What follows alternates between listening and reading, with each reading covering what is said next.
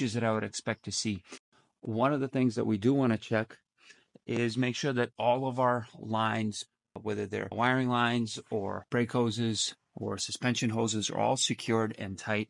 We did have an incident at one point where this was hanging out a little too much and the tire hit it. It did end up chafing through the wires. This houses the wiring for the parking brake and the speed sensor. And when that happened, we lost our left rear wheel speed sensor. That means that the ABS stopped working immediately coming into a turn, which ended up locking up the left front wheel.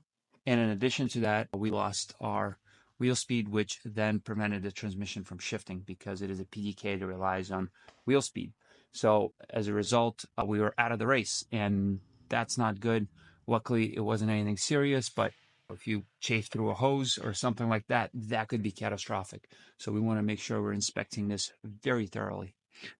I don't see anything under here. I've already kind of done a once over while I was under the car, so I have a good sense of what is needed and what is not. Again, I'm just going to double check. Sometimes I just go under here and just stare at stuff for 20-30 minutes because there are sometimes things that stand out that you just simply wouldn't think to look at.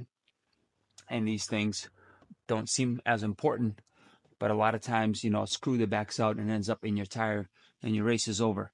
So even the tiniest things can be critical. It's not about just being fast.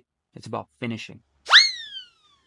Okay, guys. So the underneath, I think I'm pretty happy with, and we're going to wrap things up with this. All right, guys. Now you have seen the inspection process of the car. That's step one. We'll now make a list of to-dos that we need to do on this car prior to it hitting a test day.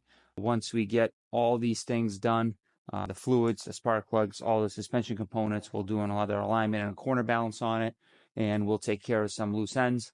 Once that's all done, it'll get packed up with a new set of rubbers. It'll hit the track. We're also going to test out some endurance pads on this for an upcoming endurance race to see how the modulation and the braking feel is as opposed to these pads, which are more of a sprint race pads. So we'll test that out on our test day, but stay tuned and keep an eye out on this thing as it makes it through the season with us. Thanks for watching.